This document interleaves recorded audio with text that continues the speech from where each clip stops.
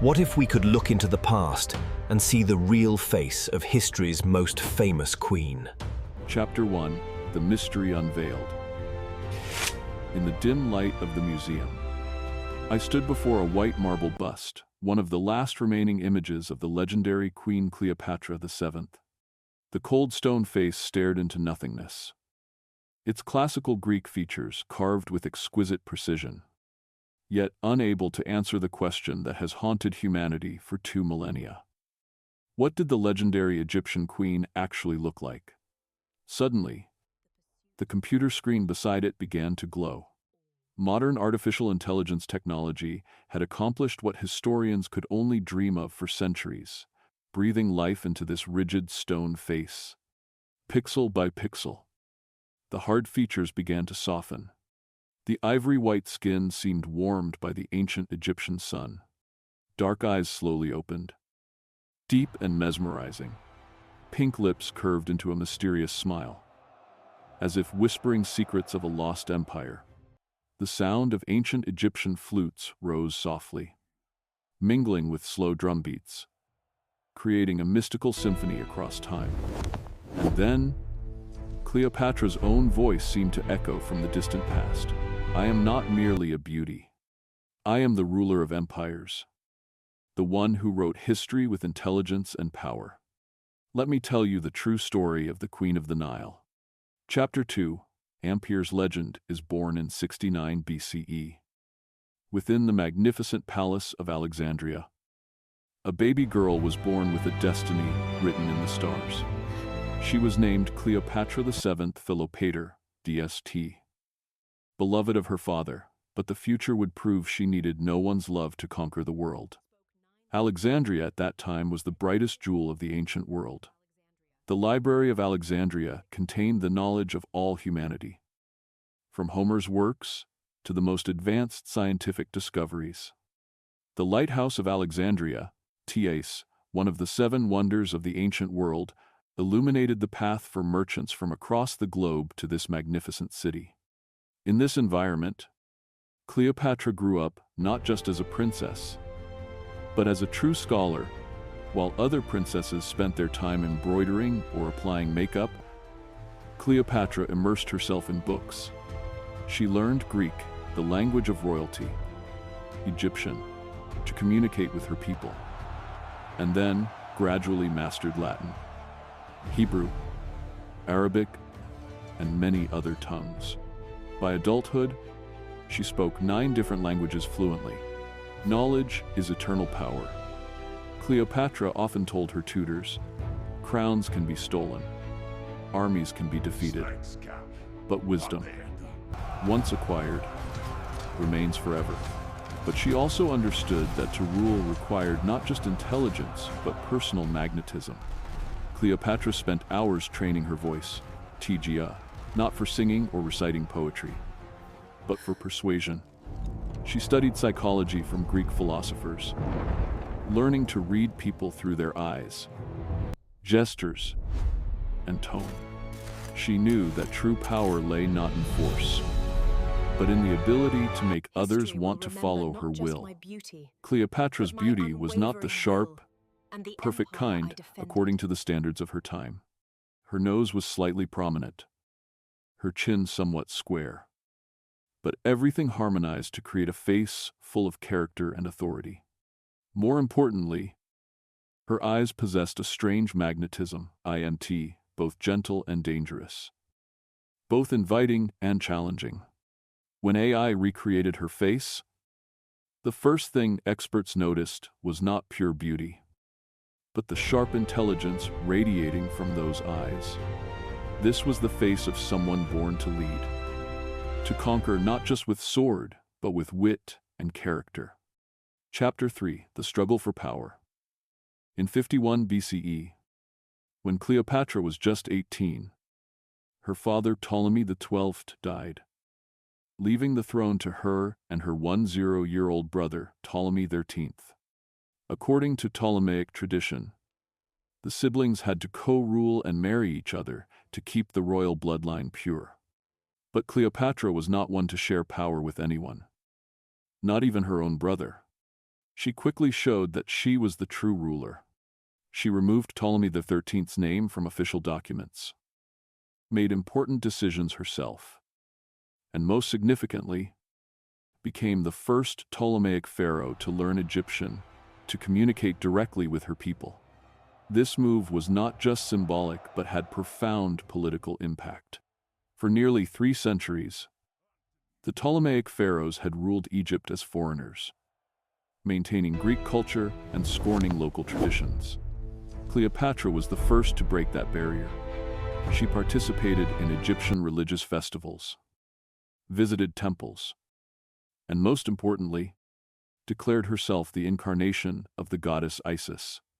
"I do not merely rule Egypt," she declared before royal officials. "I am Egypt." But power always comes with danger. Ptolemy XIII's advisors, led by Pothinus, could not accept being ruled by an 8-year-old girl. They began plotting to overthrow Cleopatra. In 48 BCE, civil war erupted.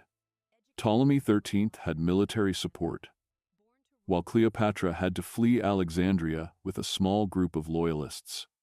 Meanwhile, in the north, another civil war was raging, the conflict between Julius Caesar and Pompey Magnus for control of the Roman Republic. Pompey, after being defeated at the Battle of Pharsalus, fled to Egypt seeking help. But Ptolemy XIII and his advisors, thinking that killing Pompey would win Caesar's favor, ordered his assassination right on Alexandria's shore. This was exactly the opportunity Cleopatra had been waiting for. Chapter 4. The Fateful Encounter. Julius Caesar arrived in Alexandria in October 48 BCE with 4,000 soldiers, both to pursue Pompey and collect debts that Ptolemy XII owed to Rome. When he saw Pompey's head presented as a gift, Caesar felt not joy but outrage. He considered killing a Roman citizen, even an enemy, without Senate consent to be barbaric.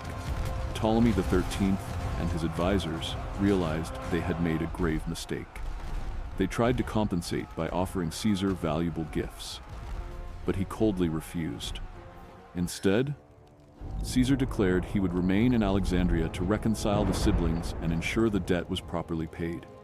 This was when Cleopatra executed one of the most audacious moves in history. She knew that attempting to return to Alexandria openly would result in her capture or death at the city gates. But she also knew that Caesar, a man famous for his weakness for intelligent and charming women, could become her most powerful ally. On a dark night, a small boat crept to the royal harbor. A merchant named Apollodorus stepped ashore, carrying a valuable Persian carpet on his shoulders. He claimed it was a gift for Caesar from a friend in the south. As Caesar sat in his study at the Alexandria Palace, examining maps and financial documents, Apollodorus entered and unrolled the carpet, and from within it, like a goddess stepping out of a dream, Cleopatra appeared. She wore not magnificent royal robes, but a simple white dress. Yet her bearing filled the entire room with power. Her long black hair flowed freely, dark eyes looking straight at Caesar without flinching. "Welcome, Caesar, to my country," she said in perfect Latin, her tone both respectful and confident. "I am Cleopatra VII, the only legitimate pharaoh of Egypt, Caesar, who had seen countless beautiful women in his life, felt stunned for the first time. Not by Cleopatra's beauty, though she was indeed captivating, but by the aura and intelligence radiating from her entire being. This was not a 1-year-old girl begging for protection, but a true queen negotiating with an empire. The conversation lasted all night. Cleopatra spoke not of beauty or romance, but of politics, economics, and her vision for Egypt's future. She presented the commercial potential of the Nile, the strategic importance of Alexandria, and how an alliance between Rome and Egypt could benefit both sides. Caesar, a 52-year-old man rich in experience, realized that the young woman before him was not just a beautiful queen, but a skilled politician and valuable potential partner. When dawn broke, he had made a decision that would change the history of both Egypt and Rome. Chapter 5: Love and Power. The relationship between Caesar and Cleopatra quickly developed from political alliance to true love. Caesar, who had married and divorced many times, had never met a woman who could match him in intelligence and ambition.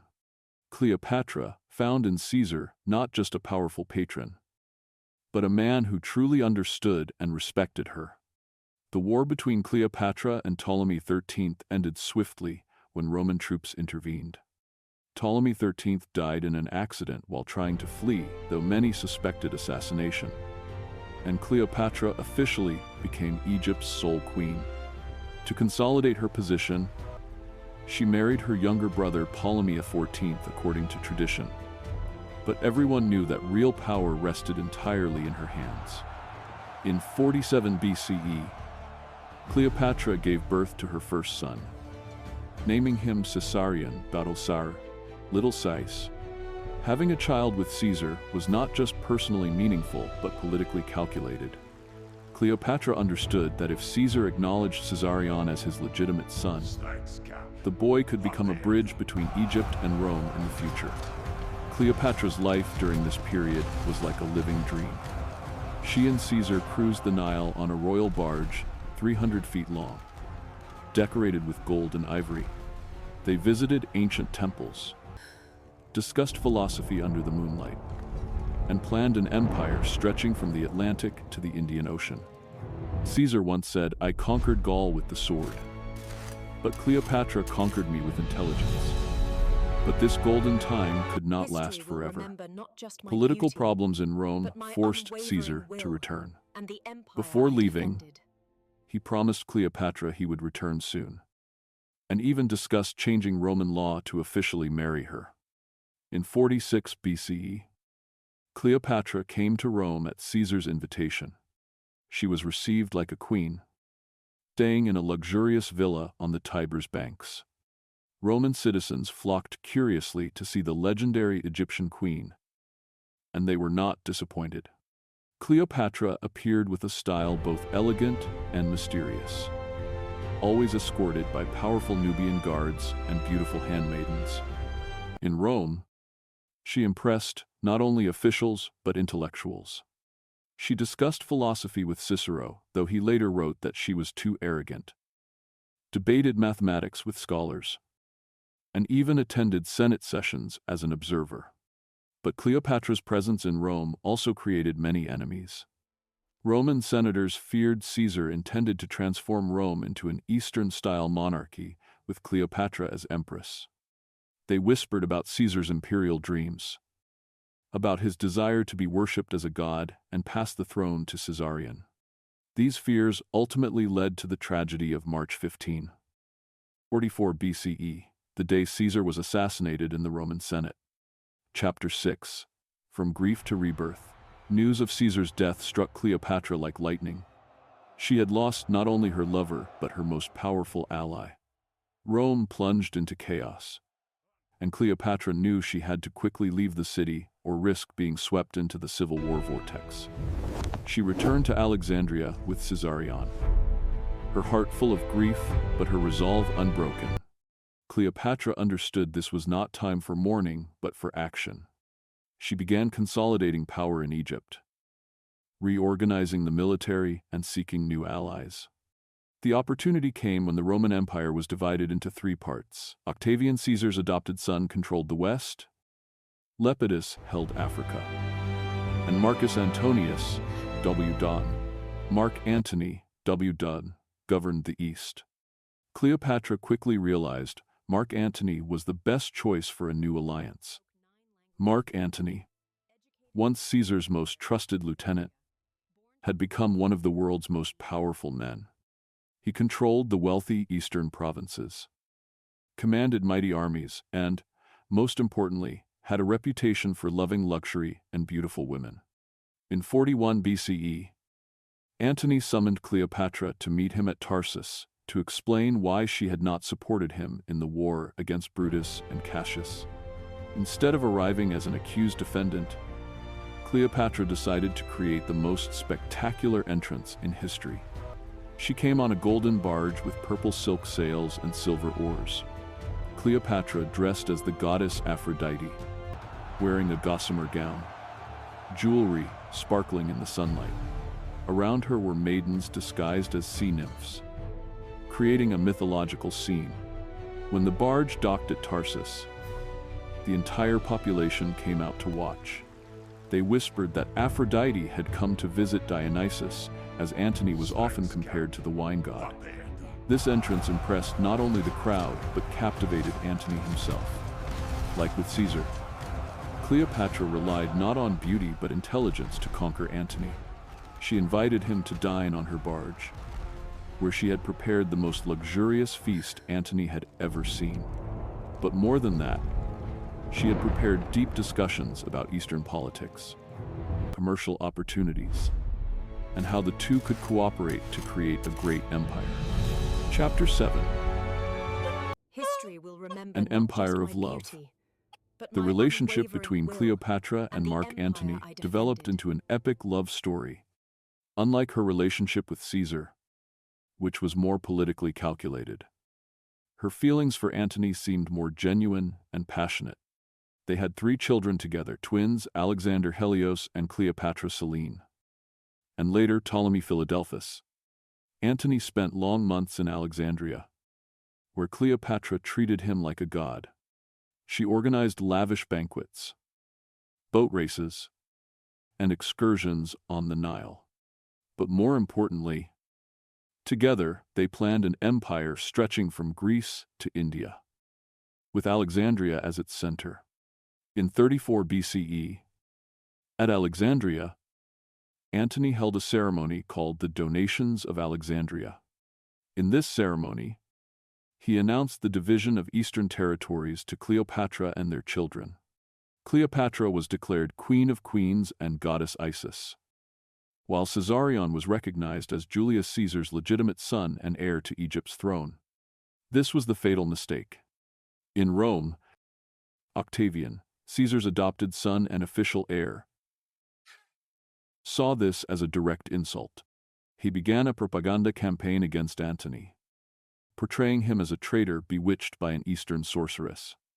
The situation became tense when Antony divorced Octavia, Octavian's sister and his Roman wife, to marry Cleopatra in Egyptian ceremony. This move was seen as an unofficial declaration of war against Rome.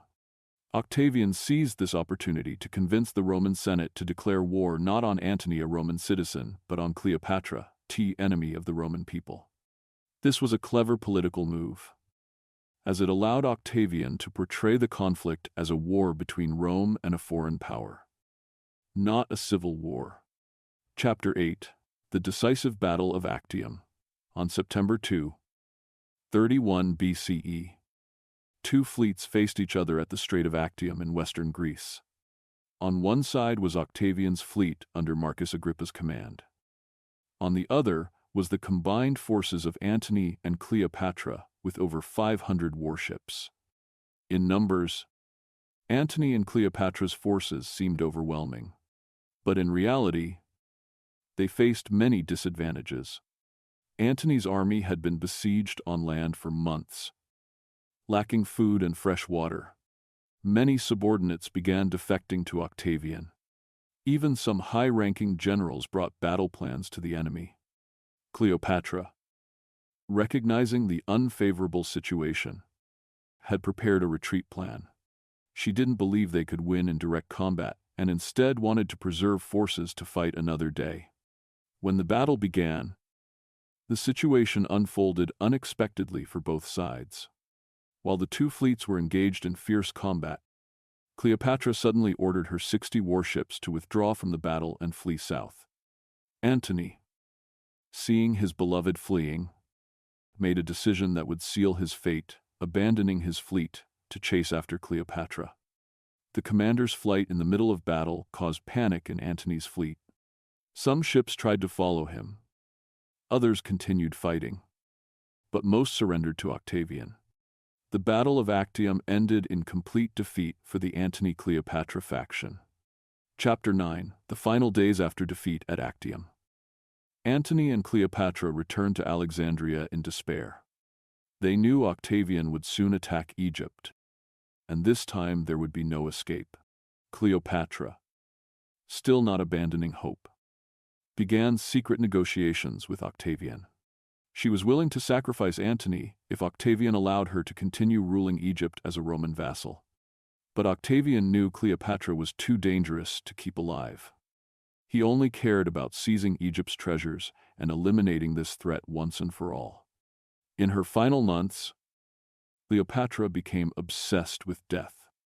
She studied different poisons, experimenting on prisoners to find the least painful way to die. She also began building her tomb, a tall tower within the palace complex. On August 1, 30 BCE, Octavian's army entered Alexandria without significant resistance. Antony, believing Cleopatra was dead, committed suicide with his sword. Learning of this, Cleopatra asked to be brought to his body one last time. Octavian captured Cleopatra but kept her alive, intending to take her to Rome to parade in his triumph as a trophy. For a queen who had once ruled an empire, this was worse than death. Chapter 10: Death of a Legend. On August 10 or 12, 30 BCE, historians still debate the exact date. Cleopatra performed the final act of a queen. She requested to bathe and dress in her finest royal garments. She wrote a letter to Octavian, asking to be buried beside Antony. Then she summoned her most loyal handmaidens, Eris and Charmion, to her chamber. What happened next remains a mystery. According to the most popular legend, a farmer brought a basket of fruit to the palace, hiding within it a venomous snake, possibly an Egyptian cobra. Cleopatra let the snake bite her and died within minutes. But modern experts doubt this story.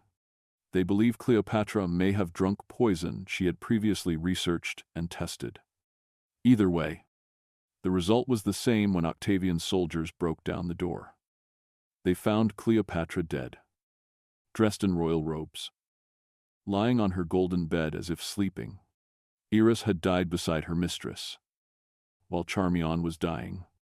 When a soldier asked, "Is this a fitting death for a queen?" Charmion used her last breath to reply, "It is entirely fitting, and fitting for one descended from great pharaohs."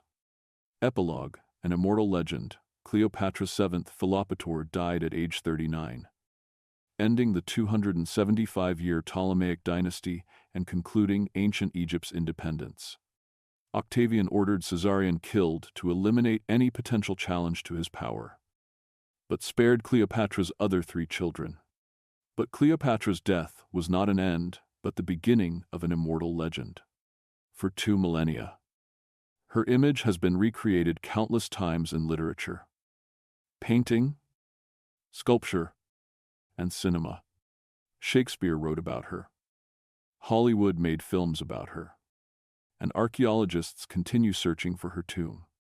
Now, AI technology has allowed us to see the true face of this legendary queen. Not a perfect beauty by modern standards, but the face of an intelligent, captivating, and powerful woman. The dark eyes seem to look through time, still full of undiscovered secrets. Cleopatra was not just a queen, she was a symbol of female power, of intelligence triumphing over force, and of indomitable will against fate. Her story reminds us that true power lies not in appearance or birth, but in the ability to make the world listen to your voice. In the AI-recreated eyes of Cleopatra, we can still see the light of an unconquerable soul. She seems to whisper across time, "I lived as a queen, loved as a woman, and died as a pharaoh. And you? What legacy will you leave for this world?" That is the challenge Cleopatra poses to each of us. Not to become perfectly beautiful, but to become strong and memorable. To write our own story with intelligence, courage, and a heart that never surrenders to adversity. Cleopatra's face has been resurrected by AI, but her spirit never truly disappeared. It lives on in every woman who dares to dream big, love fiercely, and fight for what she believes in.